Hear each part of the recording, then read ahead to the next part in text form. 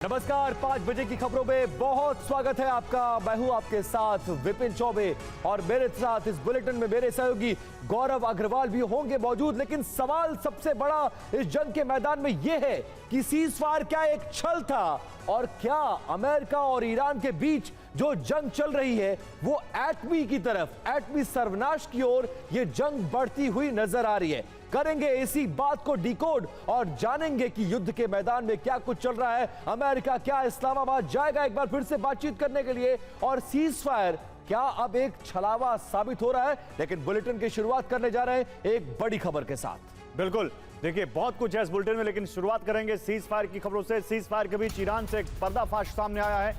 America से फिर युद्ध की तैयारी कर रहा है ईरान। ईरान नए सिरे से मिसाइल बेस तैयार कर रहा है, अपने क्षतिग्रस्त बेस फिर से बना रहा है ईरान।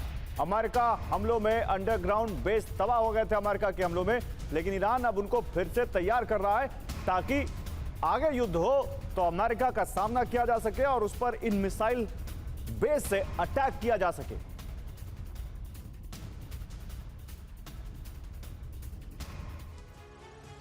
अब देखिए, ईरान ट्रंप को जंगी पैगाम दे रहा है। मुज्तबा का रिकवरी प्लान, आखिरकार ये प्लान है क्या? अब उसको डिकोड करते हैं और आपको तफसील से बताते हैं। तबरीज, हॉर्मुज़गॉन, खोमैन, शिरान, इस्फहान में अमेरिका की अंडरग्राउंड मिसाइल सिटी बनी हुई है। मिसाइल सिटी एक बार फिर से एक्टिव हो गई है।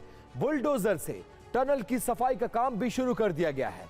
सैटेलाइट पिक्चर में बुलडोजर मूवमेंट नजर आई और टनल के एंट्री पॉइंट से मलबे को हटाया जा रहा है। 10 अप्रैल 2026 की सैटेलाइट तस्वीरें कुछ ऐसी ही कहानी बयान करती हैं। यूएस के अटैक के बाद से बंद था यह पूरा बेस और बेस के एंट्री पॉइंट पर अटैक भी ईरान किया था। अब इसका मोटिव और इंटेंशन क्या है, समझिए मकसद क्या है। युद्ध विराम में सैन्य क्षमता को मजबूत करना, जमीन में दबे मिसाइल ड्रोन को बाहर निकालना। मिसाइल सिटी के बारे में भी अब जान लीजिए। पहाड़ों के नीचे 50 से लेकर 500 मीटर इसकी गहराई है। ग्रेनाइट के चट्टान के बीच इसको बनाया गया है और बंकर बस्टर बम के हमले में भी यह सुरक्षित रह सकता है, यह इसकी क्षमता है। अमेरिकी इंटेलिजेंस के मुताबिक 50% मिसाइल लॉन्चर्स अभी भी सुरक्षित हैं। ईरान की आधी मिसाइल क्षमता पूरी तरह से सेफ है, जो अमेरिका के लिए एक बहुत बड़े खतरे की घंटी है। और देखिए, अब हम आपको दो तस्वीरें दिखाते हैं। एक सैटेलाइट तस्वीर तबरीज मिसाइल सिटी के, ये दो आपके सामने तस्वीरें आ गई। देखिए, दोनों सैटेलाइट तस्वीरें। एक तबरीज मिसाइल सिटी है जहां पर देखिए आपको यहां पर इंफ्रास्ट्रक्चर्स दिखेंगे जिनको हमने हाईलाइट किया है। ये वो इंफ्रास्ट्रक्चर्स है जहां पर मिसाइल बेस बना रहा है ईरान। दूसरी है खोमैन अंडरग्राउंड सिटी की। ये है खोमैन अंडरग्राउंड सिटी जिसको सैटेलाइट से कैप्चर किया गया। और यहां भी आप देख सकते हैं, जैसे जैसे आप जूम करेंगे आपको दिखेगा कि यहां भी कुछ इंफ्रास्ट्रक्चर्स आपको बनते हुए दिख रहे हैं। ये ईरान के दोनों सिटीज हैं। युद्ध विराम के बाद ईरान लगातार तैयारी कर रहा है। लगातार वो अपने क्षतिग्रस्त भूमिगत मिसाइल बेसों से मलबा साफ कर रहा है। सैटेलाइट तस्वीरों में खोमैन और तबरीज, इन इलाकों में ट्रैक्टर और डंप ट्रक से टनल एंट्रेंस खोले जा रहे हैं। अमेरिका इजराइल हमलों में फंसे मिसाइल लॉन्चरों को बाहर निकालने की कोशिश की जा रही है। ईरान अपनी मिसाइल क्षमता बचाने में जुटा है और उसका मकसद इन मिसाइल लॉन्चरों तक पहुंच बनाना है जो हवाई हमलों में इन बेसेस में खराब हो गए थे। इन हमलों में जिनका एंट्रेंस बंद हो गया था, इनका मुंह बंद हो गया था, अंदर फंस गए थे। अप्रैल 2026 में अमेरिका और ईरान के बीच 2 हफ्ते का युद्ध विराम हुआ। ईरान ने 7 अप्रैल को इस युद्ध विराम पर सहमति जताई है और युद्ध विराम के तीसरे दिन यानी 10 अप्रैल को एयरबस कंपनी की सैटेलाइट ने ईरान के खोमैन और तबरीज इलाकों में मिसाइल बेसों की ये तस्वीरें ली है जो हम आपको दिखा रहे हैं। लेकिन इसी बीच एक और बड़ी खबर है। ईरानी मिसाइल बेस पर पीट हेक्सेत का बड़ा दावा आया है। अमेरिका के युद्ध मंत्री जमीन खोदकर मिसाइल खोज रहा है ईरान। बचे हुए मिसाइल लॉन्चर की तलाश कर रहा है ईरान। अब अपनी सैन्य ताकत को नहीं बढ़ा पाएगा ईरान, अपनी रक्षा की क्षमता खो चुका है ईरान, यह कहते हुए अमेरिका के युद्ध मंत्री।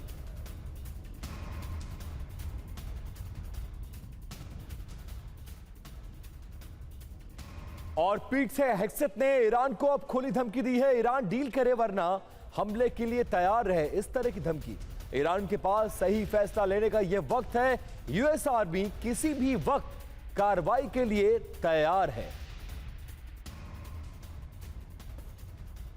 और ईरान के राष्ट्रपति पेजेश्कियान ने फिर दोहराया, अंतर्राष्ट्रीय कानून के दायरे में हमारे अधिकारों को मान्यता देनी होगी। तेहरान आपातकालीन केंद्र का उन्होंने दौरा किया।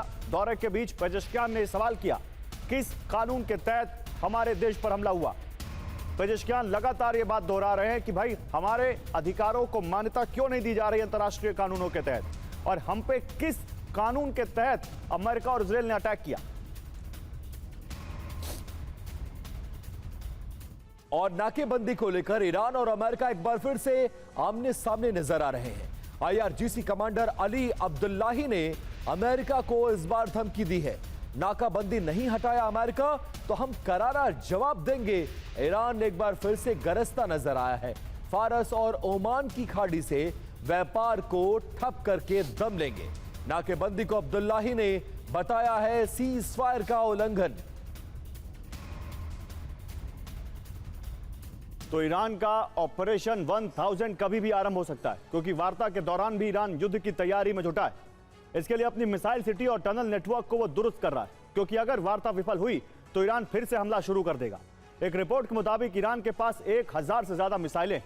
ईरान ने अंडरग्राउंड साइलो सक्रिय कर दिए, मिसाइल सिटी को एक्टिव कर दिया है, एंट्री एग्जिट गेट ठीक किए जा रहे हैं, बड़ी मशीनें पहुंचाई जा रही हैं, कई मिसाइल सिटी और सुरंगों से मलबा हटाया जा रहा है। मिसाइलें वहां से शिफ्ट करके लॉन्च पैड पर तैनात की जा रही हैं। ये वही मिसाइल ठिकाने हैं जिन्हें अमेरिका ने तबाह कर दिया था। ईरान की सुरंगों में अभी भी हथियारों का बड़ा जखीरा मौजूद है, जिससे ईरान हमले कर सकता है। और इजराइल की ईरान को बड़ी चेतावनी, जरूरत पड़ी तो फिर से हमला करेंगे। इजराइल के रक्षा मंत्री की यह धमकी है, ईरान को आतंकवाद और परमाणु हथियार छोड़ने होंगे, ये कहता नजर आया अमेरिका। तो इजराइल के रक्षा मंत्री ने एक बार धमकी दी है कि हमारा लक्ष्य पूरा नहीं हुआ है और परमाणु के मुद्दे पर, आतंकवाद के मुद्दे पर हथियार छोड़ना ही पड़ेगा ईरान को। अगर ऐसा नहीं हुआ तो और भी ज्यादा विध्वंसक हमले करने की चेतावनी इजराइल देता हुआ नजर आया। और हॉर्मुज पर आज ग्लोबल लीडर करेंगे वर्चुअल मीटिंग, स्टारमर और मैक्रो करेंगे बैठक की मेजबानी। चर्चा में 40 देशों के नेता हिस्सा लेंगे। तो ब्रिटेन की अगुवाई में और फ्रांस की अगुवाई में हॉर्मुज खुलवाने को लेकर एक बड़ी मीटिंग होने जा रही है। 40 देशों के नेता इसमें हिस्सा लेंगे। मकसद है कि किसी तरह हॉर्मुज खुलवाया जाए, क्योंकि इससे एशिया को और यूरोप को बहुत कुछ क्राइसिस का सामना करना पड़ रहा है और ये माइनस अमेरिका हो सकती है।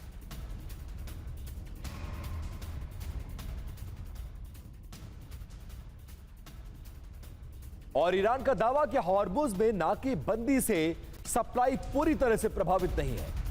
अमेरिका नाकेबंदी से ईरान को परेशानी नहीं है। ईरान की सरकारी सूचना परिषद के प्रमुख ने यह बड़ा दावा किया है। तो अमेरिका की नाकाबंदी से बहुत ज्यादा फर्क नहीं है। बाकायदा ईरान के सूचना परिषद के प्रमुख ये दावा करते नजर आए कि अमेरिका की जो नाकाबंदी है वो पूरी तरह से प्रभावी नहीं है। तो एक तरफ अमेरिका यह दावा कर रहा है कि उसकी नाकेबंदी की वजह से पूरी दुनिया में संकट गहराएगा, ईरान को जवाब देना होगा।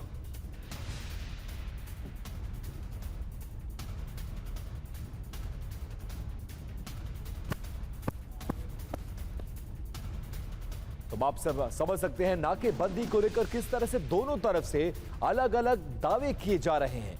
एक तरफ ईरान है, वो ये कह रहा है कि हम नाकेबंदी को प्रभावित नहीं होने देंगे, जबकि दूसरी तरफ अमेरिका का यह दावा है कि उसकी नाकेबंदी का असर व्यापक रूप से नजर आ रहा है।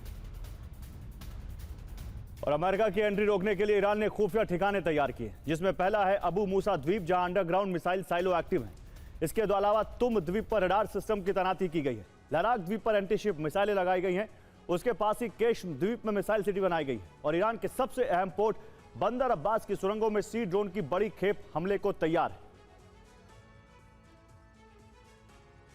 और अमेरिकी सेना की भी ईरान को धमकी। अमेरिकी सेना फिर ईरान पर हमला करने के लिए पूरी तरह से तैयार है।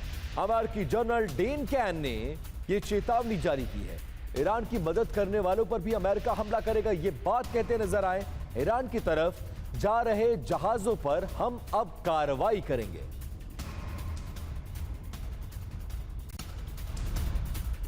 और अमेरिका की नाकाबंदी पर ईरान का बड़ा दावा, ब्लॉक करने की कोई कोशिश सफल नहीं होगी।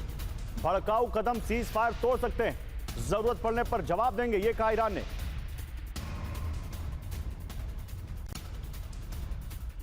और हॉर्मुज में नाकाबंदी को लेकर बोले हैं एक बार फिर से ट्रंप, हॉर्मुज में हमारी नाकाबंदी जारी रहेगी।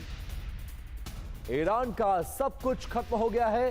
डोनाल्ड ट्रंप एक बार फिर से नाकेबंदी को लेकर अपना पक्ष साफ करते हुए, वो किसी दबाव में नहीं है, साफ है कि जो उन्होंने फैसला लिया है उस फैसले को कायम रखेंगे और इसका असर भी दिखता नजर आ रहा है। और देखिए समंदर में ट्रंप का चक्रव्यूह कैसे काम कर रहा है। खबर क्या है इसमें, हॉर्मुज के पास ट्रंप ने पूरी तरह से नाकेबंदी कर दी है। असर आवाजाही, जो जहाजों की आवाजाही है वो पूरी तरह से ठप हो गई है। अब इसमें 72 घंटों से ये नाकेबंदी अमेरिका ने जारी कर रखी है और अमेरिका का दावा यह है, उसका असर यह है कि 14 जहाजों को उन्होंने वापस लौटा दिया है।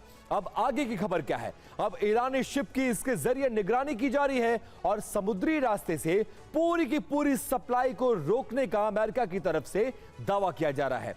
अब ईरानी तट की निगरानी हो ही रही है, लेकिन इस बीच ईरान के हर मूवमेंट पर असर भी हो रहा है। हालांकि ईरान इन खबरों से मना करता है। अब आगे क्या है, नाकेबंदी के लिए अमेरिका ने 2 गाइडेड मिसाइलें और डिस्ट्रॉयर तैनात करके रखे हैं। एक डिस्ट्रॉयर पर नेवी के 300 से ज्यादा जवान और 10,000 अमेरिकी सैनिकों की तैनाती की गई है। नाकेबंदी के लिए 16 से ज्यादा वॉरशिप भेजे गए हैं और 3 एयरक्राफ्ट कैरियर भी इसकी निगरानी कर रहे हैं। 100 से ज्यादा जेट से जहाजों की निगरानी की जा रही है और दोनों देशों की तैयारी को देखते हुए यह कहा जा सकता है कि अभी मिडिल ईस्ट में बड़ी तबाही आना बाकी है। और हॉर्मुज पर फ्रांस और ब्रिटेन की बड़ी बैठक, हॉर्मुज खुलवाने पर 40 देशों का मंथन। बैठक में अमेरिका शामिल नहीं होगा। मैक्रो और कीर स्टारमर की अगुवाई में बैठक, हॉर्मुज संकट पर बनेगा एक्शन प्लान।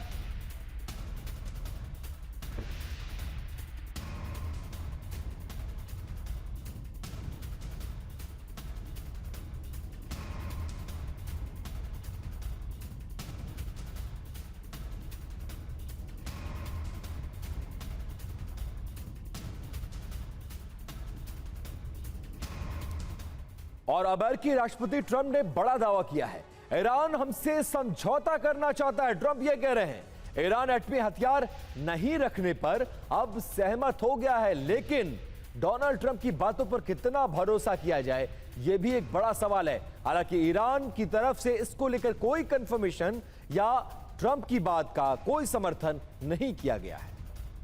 और यूरेनियम पर समझौता नहीं करेगा ईरान, विदेश मंत्रालय के प्रवक्ता इस्माइल बागई का ऐलान है। यूरेनियम प्रोग्राम का अधिकार कानून के तहत न्यूक्लियर प्रोग्राम जारी रहेगा, दुश्मन की शर्त कभी पूरी नहीं होगी, यह कहा ईरान ने।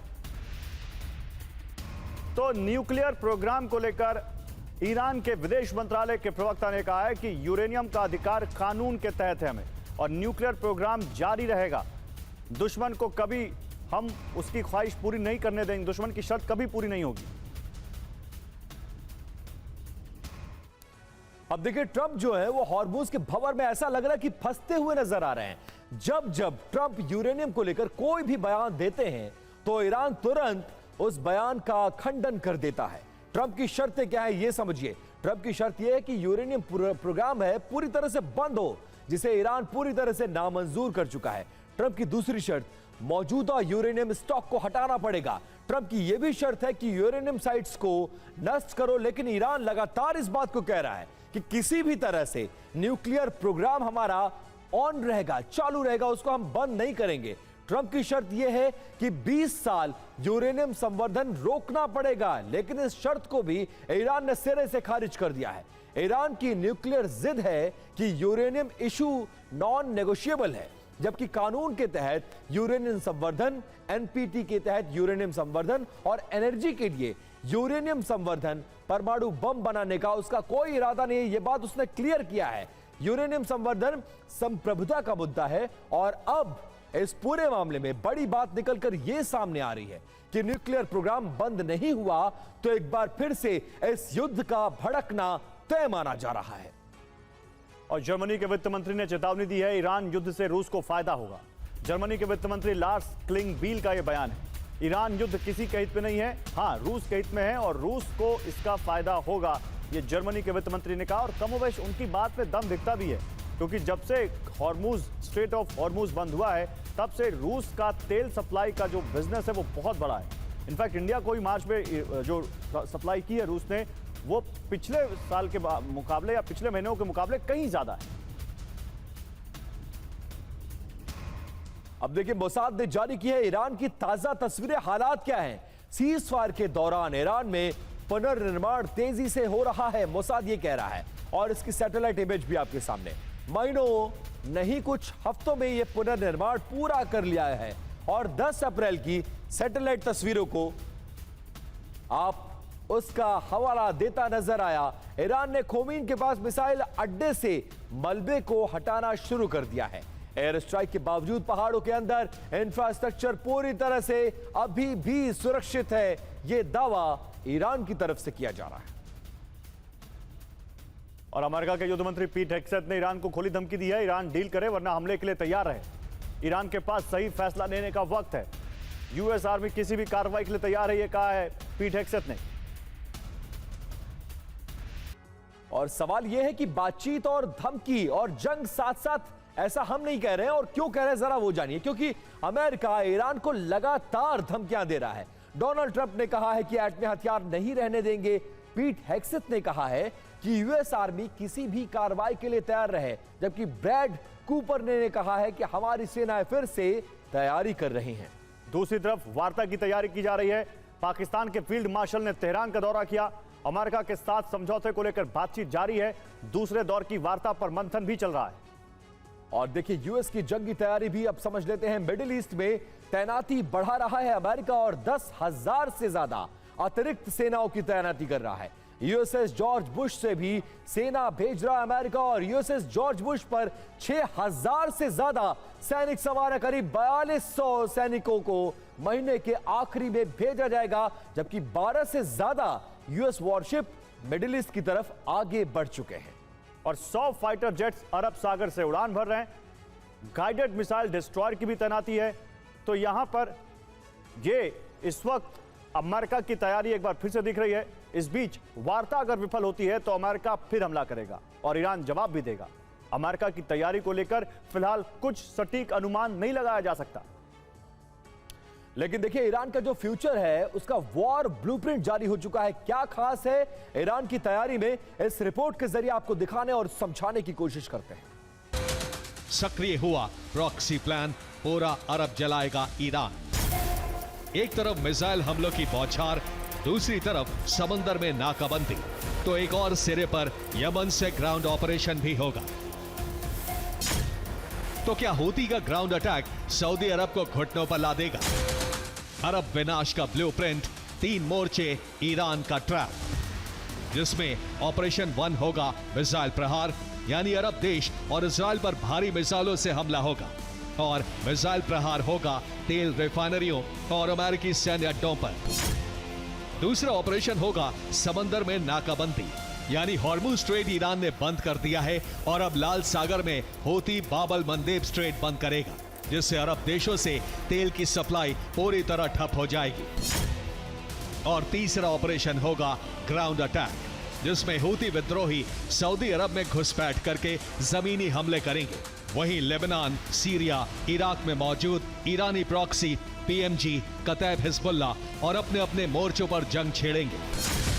हॉर्मुज और बाब-अल मंदेब विश्व में ऑयल लॉकडाउन, क्योंकि स्ट्रेट ऑफ हॉर्मुज को ईरान पहले ही बंद कर चुका है, और अगर हूती की सक्रियता से बाब-अल मंदेब स्ट्रेट भी बंद हुआ तो फिर सऊदी अरब ही नहीं, पूरी दुनिया की अर्थव्यवस्था ठप हो जाएगी। यानी ईरान के हाथ में जो डबल चोक पॉइंट का रिमोट है उसका इस्तेमाल होने वाला है। टेलीग्राफ में प्रकाशित रिपोर्ट के मुताबिक सऊदी के क्राउन प्रिंस मोहम्मद बिन सलमान ने अमेरिका से अपील की है कि वो ईरान पर सैन्य दबाव कम करे, नहीं तो ईरान जवाबी कार्रवाई में हूती को बाब-अल मंदेब बंद करने के आदेश दे सकता है।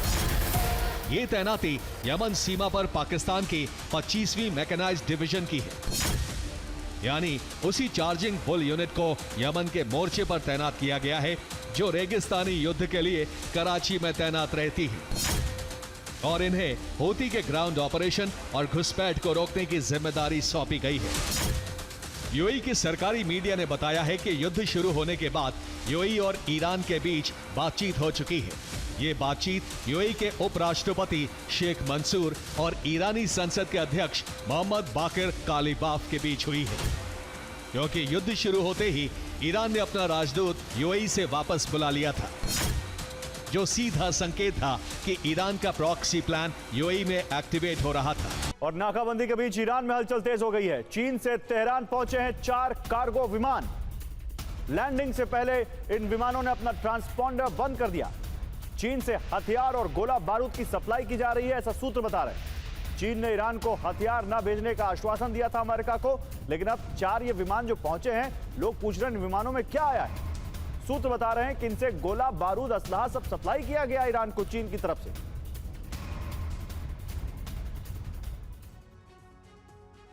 और इस खबर के बाद अंदाजा यह लगाया जा रहा है कि ड्रैगन ने ट्रंप को धोखा दे दिया। तेहरान को पूरा सपोर्ट किया जा रहा है। ऐसा हम क्यों कह रहे हैं, इसे समझने के लिए आपको यह खबर अच्छे से जान लेना चाहिए। क्या है खबर? चीन से ईरान पहुंचे हैं 4 कार्गो के विमान और लैंडिंग से पहले इन विमानों ने अपना ट्रांसपॉन्डर बंद कर दिया है।